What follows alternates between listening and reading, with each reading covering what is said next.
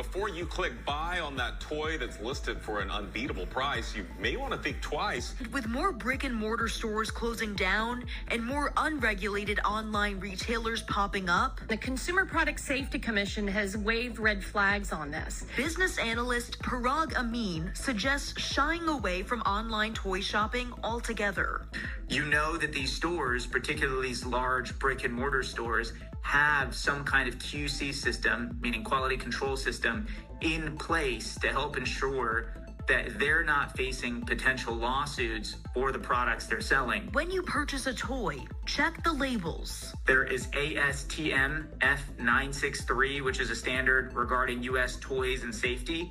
There's a mark for CE, which is for the EU, which means that it was manufactured under certain quality controls. If you're really unsure about a product that you've ordered online, you can pick up a lead paint testing kit. It shouldn't run you more than $15.